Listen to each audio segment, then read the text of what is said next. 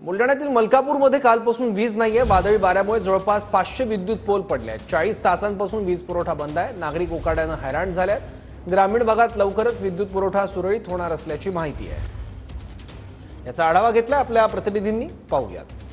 बुलढाणा जिल्ह्यातील मलकापूरच्या अर्ध्या शहरामध्ये अद्यापही 40 तास उलटले मात्र विद्युत आले नाही। त्याचं कारण असं आहे की गेल्या रविवारी बुलढाणा जिल्ह्यातील मलकापूर, जळगाव, जामोद, शेगाव, संग्रामपूर, खामगाव, मोताळा, नांदुरा या 6 तालुक्यामध्ये मोठ्या प्रमाणामध्ये वादळी वाऱ्यासह अवकाळी पाऊस झाला होता आणि यामुळे महावितरणचं मोठं नुकसान झालंय। जवळपास 400 ते 500 विद्युत पोल या ठिकाणी पडलेले आहेत। आपण बघू शकतो की अद्यापही ह्या ज्या तारा आहेत आणि विद्युत पोल सुद्धा उखळून या ठिकाणी पडलेले आहेत। महावितरणकडून युद्ध पातळीवर या ठिकाणी काम सुरू आहे।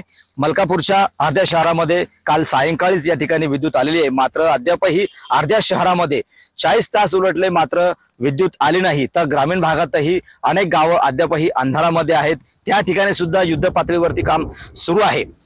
महावितरणचे इथले स्थानिक कर्मचारी काम करत आहेत, तर महावितरणने बाहेरच्या जिल्ह्यातून सुद्धा या ठिकाणी कर्मचाऱ्यांची कुमक मागवली आहे आणि त्या पद्धतीने या ठिकाणी युद्ध पातळीवरती काम सुरू आहे।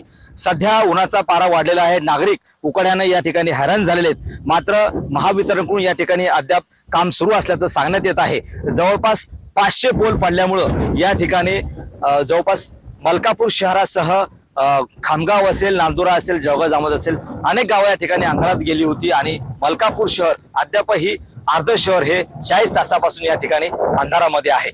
कॅमेरामन निलय देशमुख सह गणेश सोळंकी, TV9 मराठी, मलकापूर।